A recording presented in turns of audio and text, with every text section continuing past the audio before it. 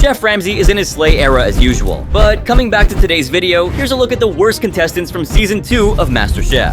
And how about we start things off with this contestant who managed to piss off everyone around her. I'm a really great cook. My dishes are restaurant quality dishes. Susie was completely off her rocker. This show is called MasterChef, not Delusional Chef. She genuinely believed she was the top chef there, yet 98% of her dishes were mediocre at best. She was cooking, tasting, and hyping herself up, only for the judges to taste it and be like, who's gonna break the news to her? And don't even get me started on her lack of accountability. All she was good at was sucking up. I used to sit by that was like, teacher, you forgot to give us homework. I was that girl in high school. If you looked up the definition of insufferable on Google, you'd probably find a picture of Susie smiling. Remember the episode with the hors d'oeuvres? She blamed Esther for losing the vote on dessert, conveniently ignoring that her overly salty gazpacho also tanked the vote. Alright, so here's what went down. Ben chose me first, shows that I am one of the top dogs. It was the 10th episode. In this challenge, both teams had 90 minutes to whip up 300 appetizers, covering vegetables, beef, and desserts for the party guests. The team that scored the most votes would win, while the losing team would face the dreaded pressure test. Susie found herself on Ben's team. She was tasked with making gazpacho for the blue team, while Adrian handled the same dish for the red team.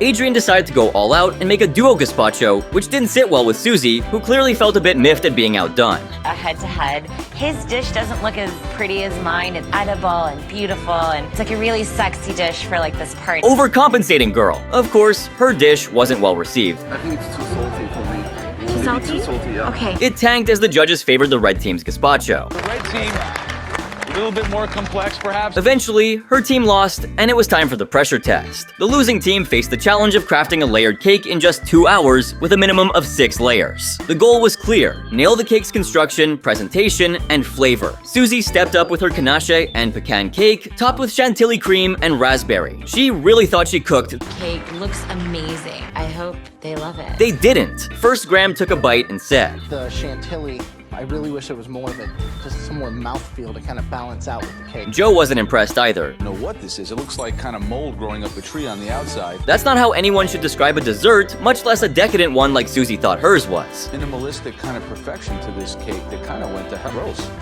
Yeah, he found the cake too busy and said it tasted pretty awful. She needed to be brought down to earth. Susie was incredibly arrogant and rude. She would smile whenever someone messed up even a little, constantly talk trash about other people's dishes, and repeatedly messed up team dishes. She thought she was the best, but had only done well once in the mystery box challenge. Christian was arrogant too, but not nearly as annoying as Susie. Christian's disdain for Jennifer stemmed from seeing the blatant favoritism the judges showed her. Meanwhile, Susie acted like she had diarrhea, constantly dumping on everyone around her. She made a dish she had never attempted before for a cafeteria team challenge. Susie's confident she can get it done. I've never made lasagna before. Then she refused any help to improve it.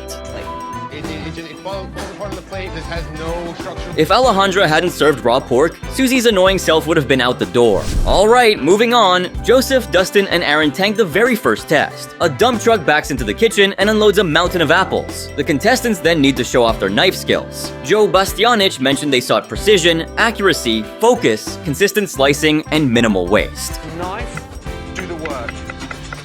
The challenge had many contestants cutting themselves while trying to achieve perfect slices, keeping the medics busy throughout. I cut myself. And as the blood flows, the judges consider... The slicing continued until the judges called time, leaving 15 still standing after an hour. Some contestants advanced, while others were sent home, including Joseph, who had learned to cook after his wife was injured. Okay, Joseph, I've gone from sort of wafer thin. After 2 grueling hours of the stress test, the field was narrowed down to 2 contestants, Tracy and Dustin. Chef Ramsay chose Tracy to stay, sending Dustin packing because his slicing skills paled in comparison to Tracy's. Dustin, Tracy's far more consistent than yours. Anyway, moving on to the next set of losers. So, after working their way down and eliminating many home cooks, judges Ramsey, Graham, and Joe had their top 18 in the 5th episode of the season. And I guess you know what that means. It was time for the Mystery Box Challenge. Want your first day in the MasterChef kitchen to also be your last. Each competitor was given a box of secret ingredients to use for their dish, with 60 minutes on the clock. The judges would only select 3 dishes to taste, so impeccable presentation was key. The winner of this challenge would head into the elimination round with a huge advantage. Now, let's find out what the star ingredients were. You have the most amazing piece of salmon. fresh dill, and the most amazing puff paste. Okay, lots of pressure given that it was the season's first mystery box challenge. The winner of the challenge was Christian. He got to be the first contestant to enter the MasterChef pantry and choose the ingredient or style of food everyone would cook in the elimination test. But the theme of the test was up to the judges. They told Christian the theme would be European cuisine, and his choices were Spanish, French, and British. Christian took some time to think it over, and once he was done, he decided to rejoin the others and announce his choice. Vive la France! Yup, you heard that. Let's look at how Angel and Mark took a dump in this challenge. Christian was at the receiving end of more advantages. Since he won the first challenge, he was safe from elimination and could just sit back and watch while the others got busy prepping their dishes. It'll be your final hour cooking in the MasterChef kitchen. Eventually, after an hour of cooking, each contestant was ready to present their dishes to the judges. How about French? You said French fries and croissant in French kitchen. Sadly, Angel's dish landed her in the bottom 3. And watching her cook, I had already had a fair idea that she'd be there. And 5 minutes left. I still gotta put my in. I mean, her fruit tart didn't even make it to the plate. But let's give it to her, at least she was self-aware. Like a mess. A hot, heaping pile of mess. However, Chef Ramsay wasn't pleased with the half-baked effort. You could say that the French got the best of her. Next up, it was time for Mark. He made a peppercorn-crusted filet with garlic mashed potatoes, and let's see how it went for him. Rosemary and garlic and flour. I added a little bit of starch because raw liquidy. Yeah, so he broke a cardinal rule by adding raw flour to his runny mashed potatoes. Needless to say, the judges were horrified. And adding flour to a liquid mashed potato is one of them. Now, if I remember correctly, Andrew Forster from Hell's Kitchen made a similar mistake. Now, if you are a Hell's Kitchen fan, you would know what got him kicked out. Make sure to share your guesses in the comments below, and let's see how many of you get it right. Meanwhile, let's see what Mark's cooking up. I still have a really good chance of going on. I mean, his concerns were legit. And then we have Aaron, who didn't even make a French dish. Ramsay tried to warn him during the cooking. Sweet potato fries. Yeah. Not very French. Right. I mean, just look at him. He was sweating profusely. But despite the warning, here's what I can't seem to figure out. Why did he go ahead with it? A carpaccio. Yes. Which you know carpaccio is Italian. Really? If you ask me, Joe looked a bit elated. Nah, kidding, even he was shocked. Switching countries aside, let's see how he fared. And good God, those fries. In the end, Ramsay said that Angel would be going home. And just when Mark and Aaron thought they were safe, Joe spoke up with bad news. Breaking that cardinal rule was unforgivable. And so, there was this contestant who was also sent packing. I'm feeling disappointed. I made a stupid mistake. I should have. Now, riddle me this. Didn't Aaron also break a rule by deciding to stray away from French cuisine? So, why was he safe? And this brings me to the next person on my list, Aaron. I'm walking on thin ice. You're a smart guy. Holy.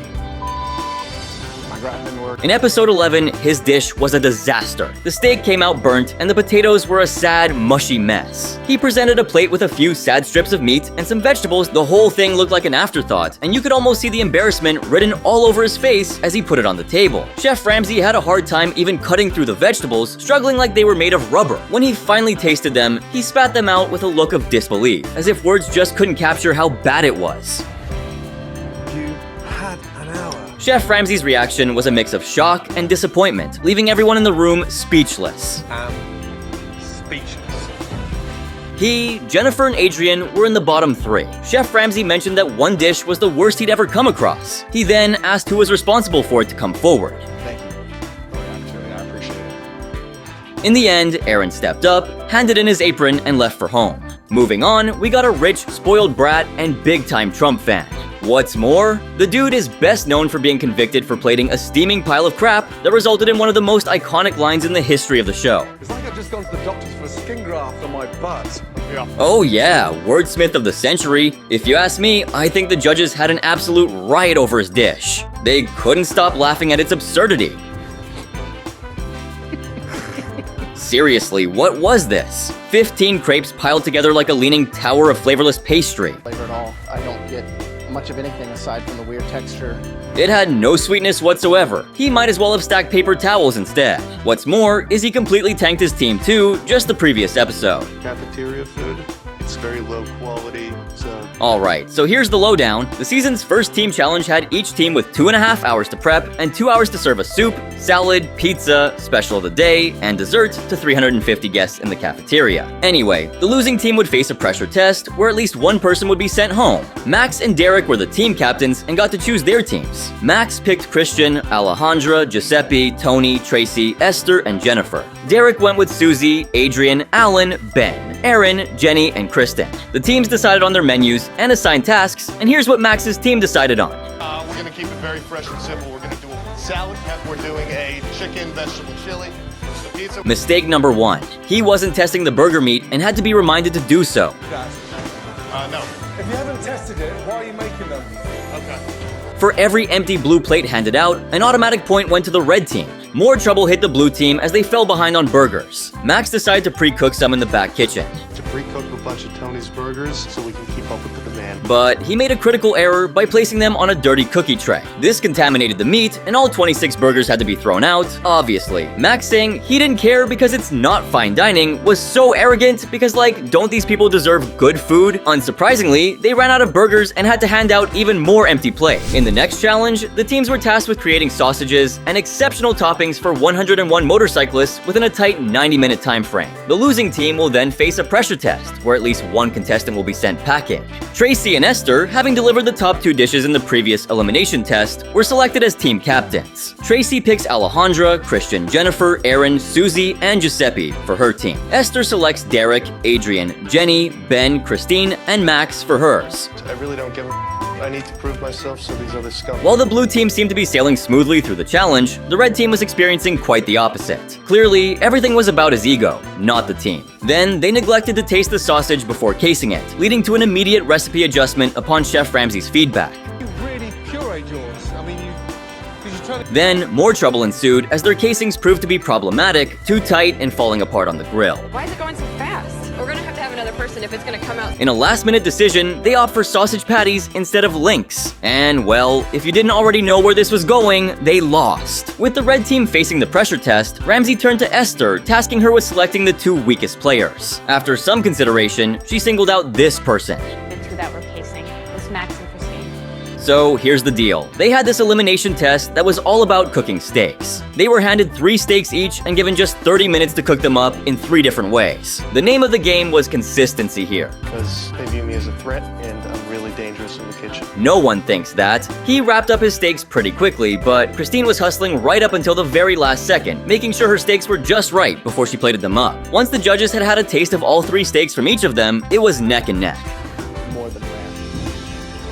Lighter color as you get to the outside of the actual... There's no clear winner, but after some serious back and forth among the judges, Ramsay dropped the bombshell. By the thinnest of margins, the person heading home was... Yep, our trust fund kid. Christine beat him fair and square. He didn't even have the decency to say anything along the lines of, "Yeah, she beat me," he said. She's a single mother, and I think this would be very good for her. She doesn't need the title. She will earn it if she deserves it. This was not a charity case. Moving on, next up is Alvin. In the 7th episode of Season 2, Adrian won the Mystery Box Challenge and got a choice between coffee, pineapples, and nuts in the pantry. So guess what he chose for himself?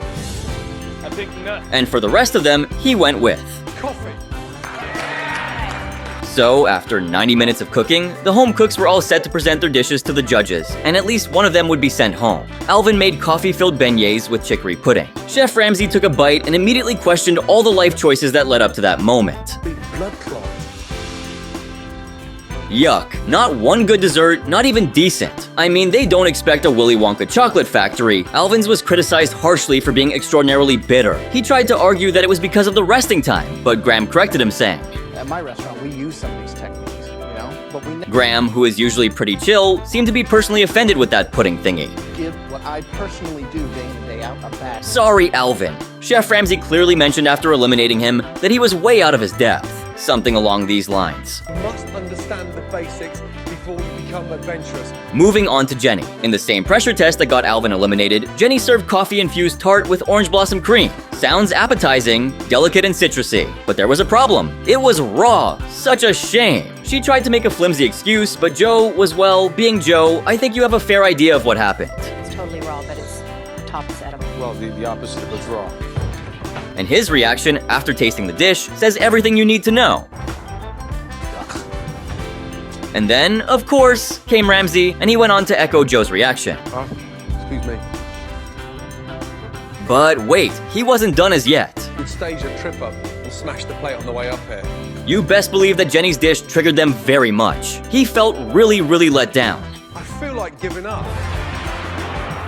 But somehow, like you saw, she was spared. In the next episode, Jennifer won the mystery box and was presented with 3 options straight from Season 1 winner, Whitney's cookbook. All competitors had to replicate the chosen dish exactly, down to its presentation. But here's the catch. You will have to do it without a recipe. Interesting. Alright, so returning from the pantry, Jennifer revealed her selection. Now, everyone had to strive for perfection, aiming to recreate not just the flavors, but also the visual appeal of the plate. It was her first time frying fish, and it showed. It's so salty. The texture on the slaw. And guess what the texture reminded him of? Ramsey didn't hold back either, simply deeming it disgusting. Meanwhile, Joe tried coming up with a clever quip. A dish. Create something that at least looked like it. Diapers? Bison's penis? Oh, try harder, Joe. Anyway, she was again in the bottom 3, and this time eliminated for good. Just in a way that you were sort of out your comfort zone and not in tune. Now, I don't know if you'll agree with my assessment, but it seemed like Esther was constantly griping and had a strong aversion to almost every dish presented to her during the challenge. Like I mentioned, in the pressure test of episode 6, the contestants had 60 minutes to make spinach ricotta ravioli. Taste in the filling, but I can't quite make out. Esther screwed up by not knowing what was in the filling and was in the bottom 3. I can't remember. Can't remember.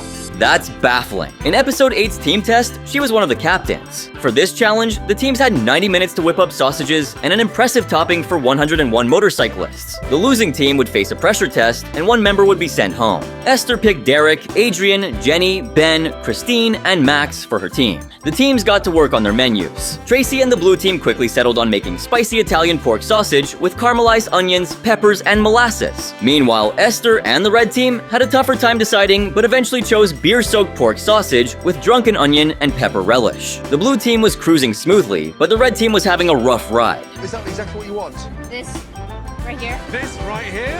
Yes. Okay. As team captain, she didn't bother tasting the sausage before they started casing it, leading to a mess when Chef Ramsay sampled it. This prompted the red team to quickly tweak their recipe. Things went from bad to worse as their sausage casings were either too tight or falling apart on the grill. In a last-minute scramble, they switched to sausage patties instead of links. 25 minutes to go. Chef Ramsay then asked Esther to pick the 2 weakest players from her team, and she chose Christine and Max, given that they were responsible for the casing disaster. The rest of the team got a pass and would face a pressure test only if they performed poorly. Esther had the option to either swap places with Christine or Max, or join the other safe competitors upstairs. Even though I was the leader, I don't think it was my fault. She had a lot to account for as a team leader, and she let a lot of things slide. IDK, she should have been in that test. What do you say? In episode 10's team challenge, she screwed up the desserts completely. Yeah, I mean, I'm deeply concerned. Okay. I'm concerned that they take 12... Esther hit a rough patch. She messed up the dough twice, but with only 30 minutes remaining, she gave it one more shot. Lucky for her, the third attempt finally worked out. A mouthful of olive oil, butter, broken grease. Yes, the filling turned into a complete disaster, and with just 6 minutes on the clock, they had no choice but to toss in fresh berries. When it came time to serve, Chef Ramsay didn't hold back. He slammed the blue team's last-minute dessert, calling it the worst dish he had ever seen on MasterChef. And on top of that, that is the worst dish that's ever left my kitchen. It looked like the red team was about to take the dessert round by default. As the guests sampled the hors d'oeuvres, their reactions were mixed across all 3 options. When the judges tallied the votes, the results were in. Like you saw in the beginning of this video, the red team's gazpacho duo won the vegetable course with 64% of the votes, leaving the blue team's tomato mint gazpacho in the dust. In the meat course, Christine and the blue team's mini beef Wellington swept the votes, getting a perfect 100%, while the red team's beef tartare flopped. So, the dessert round was the final showdown. Chef Ramsay revealed that the red team's berry and mascarpone tart won by 53%, leaving Ben and the blue team with a loss. Esther's struggles with the dessert really cost her team the win. It might have been a different story if she had nailed the filling. By the way, Esther, this is how a team leader accepts responsibility after a loss. And you won't believe what went down at the Peninsula Hotel in Beverly Hills. A restaurant that today is being taken over. The contestants were pumped up to take over the kitchen and had the big task of serving breakfast to the hotel guests. Here's hoping they can avoid the disaster of that one hotel breakfast I had with the massive glob of eggs. So Kate and Yachicia were picked as captains for this challenge thanks to their standout performance in the lamb cook-off. But would they bring the same energy this time? Kate wasn't so sure. One person that you wouldn't want on your team. I'm gonna go with Jeff. She definitely didn't want Jeff on her team, and she made her reasons pretty clear. Loud voice, but he doesn't take direction. He kind of just... No doubt about that one. On the flip side, Yachicia was steering clear of Jennifer because she worried Jennifer might crack under pressure and wasn't, well, refined enough. Then came the twist. Captains are not in control of which teams you get. Yachicia started feeling like the underdog, but she was confident. She was used to working under pressure. I know that we can work together and I can lead this team. As for Kate, we'd see how she'd handle it. When the chefs lined up with their captains, Aaron added some spice by revealing the challenge. Today you'll be cooking 5 stunning breakfast dishes and all made to order. The teams had to whip up 5 delicious breakfast dishes, all made to order. It could be anybody's game. They had 60 minutes to prep, and the menu included lemon ricotta pancakes, eggs benedict, potato waffles with lobster, a classic American breakfast, and a 3-egg omelet. Fancy but pretty standard fare. Yachicia dove right in, delegating tasks and keeping everything on track. Kate, though, wasn't quite managing her team as well, and Aaron had some valid concerns. We have lemon ricotta pancakes. We'll get those done at the end. Red team is going to be not enough soldiers, too many leaders. Chef Ramsey was hopeful for the blue team. I think you've got the stronger cooks in the blue this morning. They had age and experience on their side, but organization was a big issue. With both teams facing off with their own struggles, it could go either way. Once the orders started rolling in, Yachicia's blue team was cruising, while Kate's red team was struggling to come together. We need, we need the tomato. No, I'm sorry. Clearly, the pressure was getting to her. Things got so intense, Chef Ramsey had to step in to prevent a complete disaster. The gas on! We're standing there cooking, there's not even a gas on! At least now, they were making some progress. Meanwhile, Yachicia was on top of her game, making sure every dish was perfect and confident her team would crush the competition. Back on the red team side, they had only managed to serve 1 table for 2 by a few minutes into the service. Kate kept barking out orders, but nothing seemed to work. Adam. Yes, chef. The lobster. It's raw. From raw lobster to terrible omelets, you name it, they messed it up. The red team was falling apart, and Chef Ramsey's reputation was on the line. Omelets side by side, untie your apron and give it to me now. Chef Ramsey flat out told the team they needed a new captain if they wanted any chance at redemption. And guess who stepped up? Stay over there on waffles, Adam. We can use you on the grill. You can produce. With Ebony taking charge, the red team hoped the new leader would do a better job than the old one. Meanwhile, Yachicia's fears came true as Jennifer started cracking under the pressure, and Chef Ramsey wasn't impressed. Take that. Sorry, guys. Yachicia had to shake her team up to avoid disaster. Stop! Blue team, switch! Jennifer, back up! Ebony turned out to be a surprisingly good leader, even Christina noticed. Food's looking great! Keep it up! Meanwhile, Ramsey was battling the blue team, with Jeff trying to lead but failing. Oh my god. Okay. No, sir, it's not okay. Chef Ramsey was harsh on Jeff for the bad food. Dare send me your again, because I look a bigger dick than you. Jeff didn't get it, so Chef Ramsey had to spell it out. Look, a bigger dick than you. Chef Ramsey warned they'd have to restart orders if they didn't speed up. Jennifer wasn't happy with the 4th call for the same dish. She could took me off 8, but now she goes to 8. She's not even. Jennifer thought the team was doomed since she couldn't fix the eggs. I got a plate full of snot. Chef Ramsey kept pushing for the same dish, but maybe he shouldn't have. Yet again. When the awful eggs came back again, Chef Ramsey had to shut the kitchen down. Service is over and I'm not serving that.